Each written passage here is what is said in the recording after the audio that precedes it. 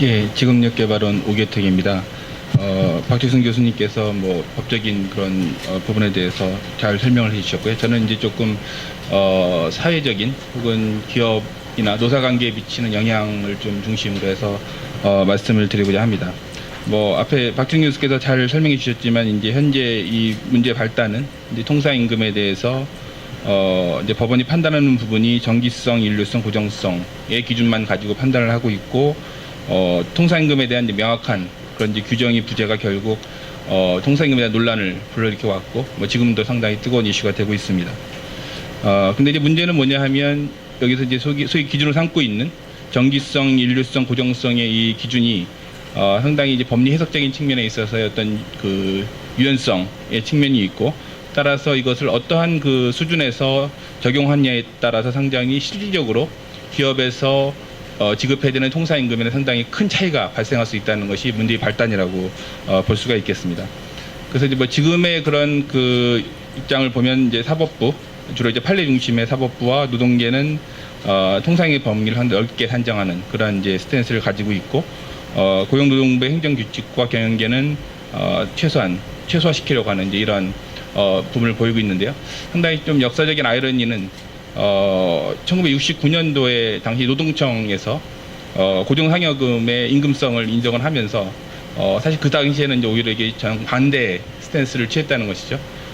오히려 그 당시에는 법원 판례가 오히려 그 임금을 적게 산정해주는 그런 그 부분이 있었고, 오히려 그 행정부 쪽에서 범위를 더 넓게 하는 이러한 이제 부분이 있었고요.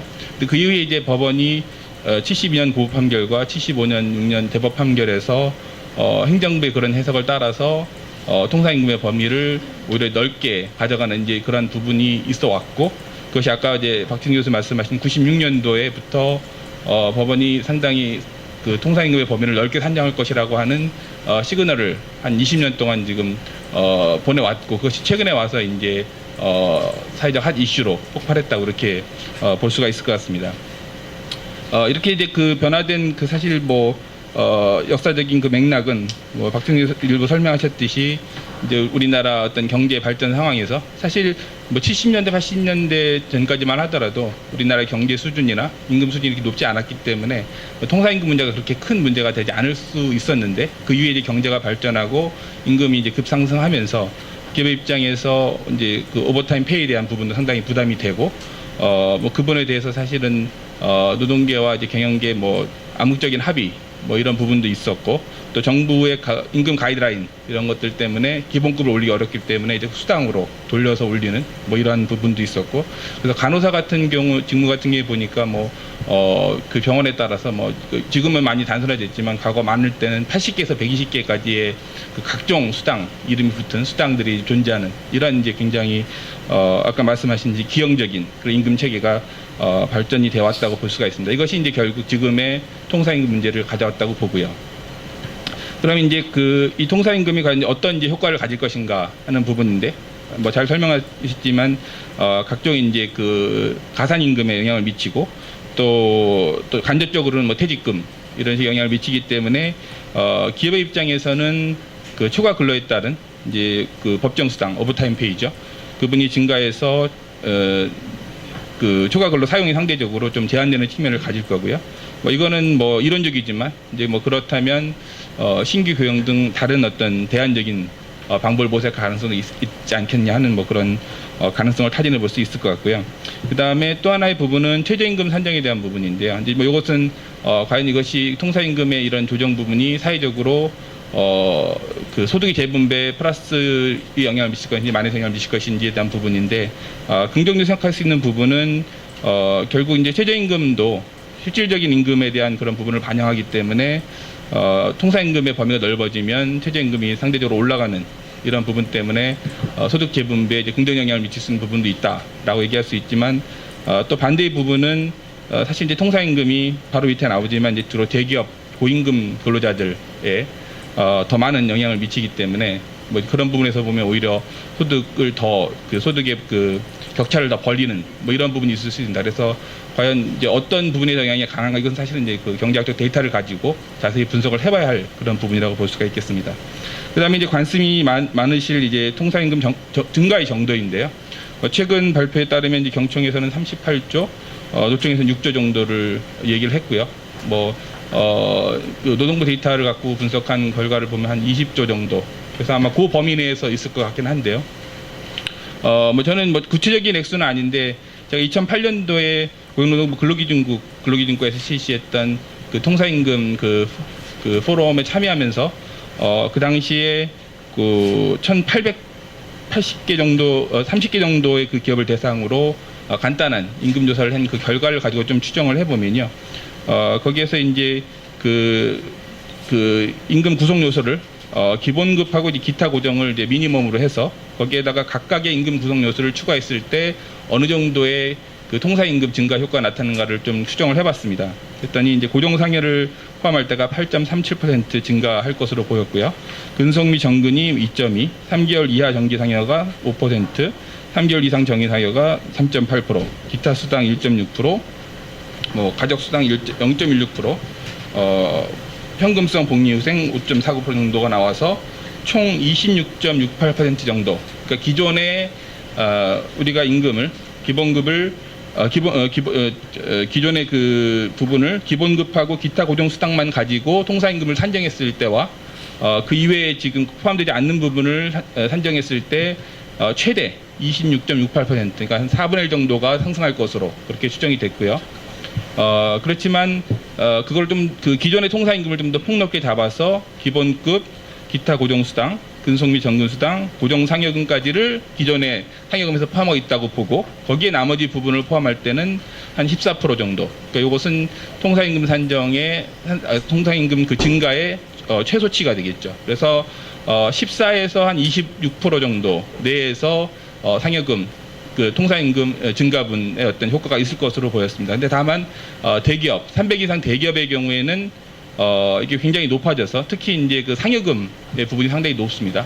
그래서 전체 기업보다는 한 2배 이상.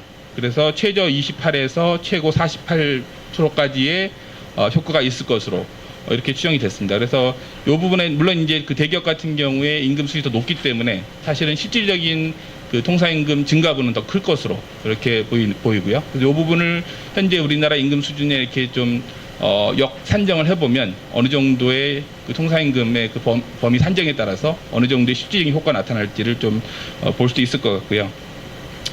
그 다음에 통상임금이 가지고 있는 이제 중요성에 대한 부분인데요.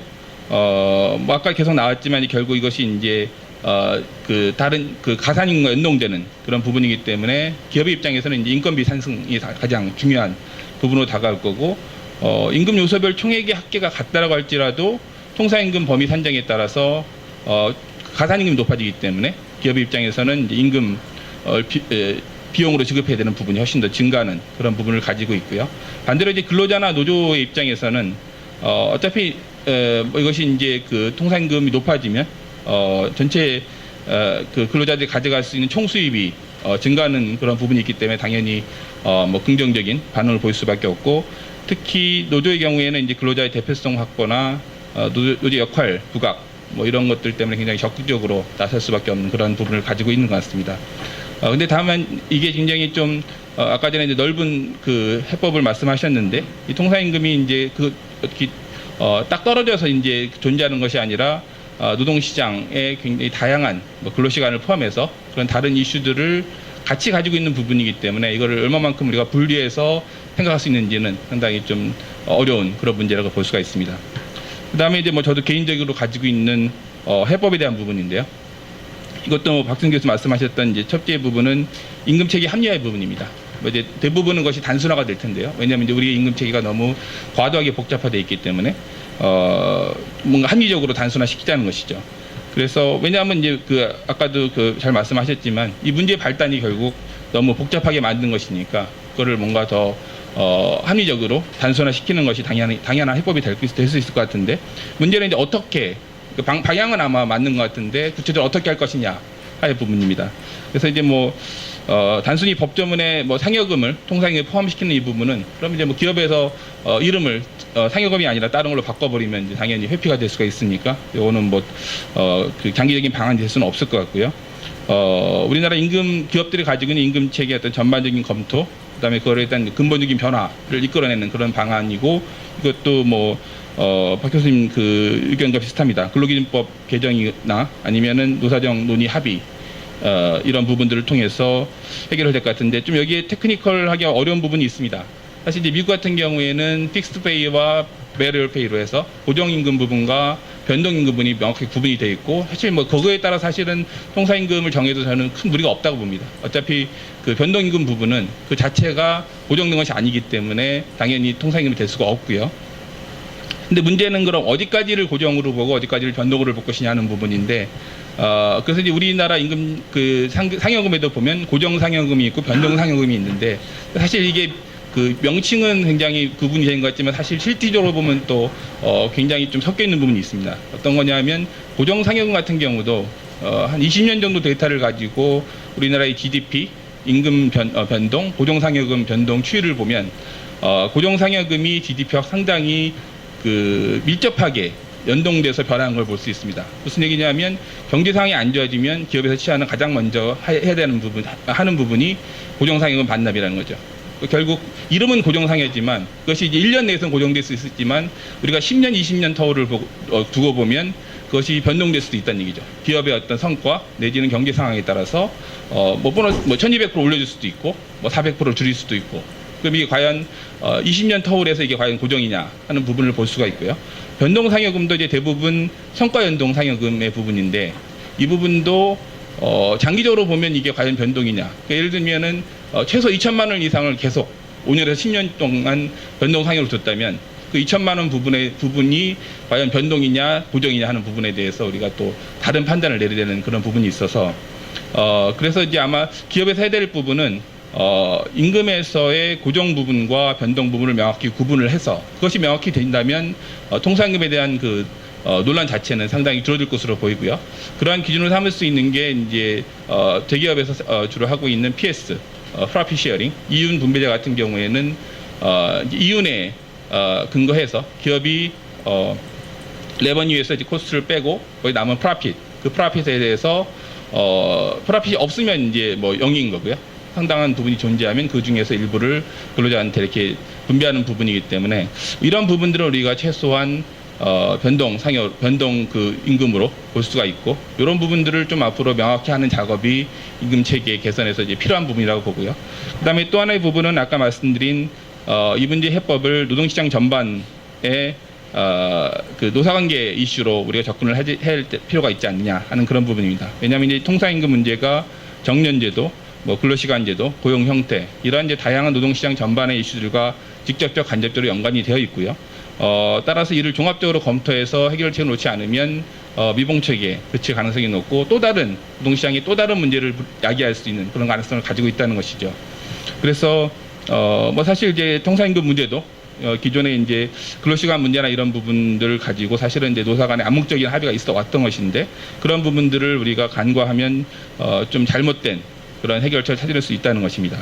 그래서 뭐 이제 그 두 가지의 큰 길이 있을 수가 있는데요. 하나 이제 노사의 자율적인 기능을 강화할 것이냐, 아니면은 정부의 중앙집권적인 관리를 강화할 것이냐는 부분인데 노사의 자율적인 조정 기능은 이제 노사 분쟁이나 이런 코스트 영향 가능성이 있고 중앙정부 집권적인 어떤 그 관리 방식에는 이피션시는 높을 수 있지만 재량권이 떨어지는 이제 뭐 이런 그 트레이드오프가 있어서 이제 과연 어떤 비용과 편익을 계산해서 이제 뭐 사회적인 여러 가지 정치, 경제적인 부분들을 다 종합적으로 판단해서 나갈 것이라고 보고요.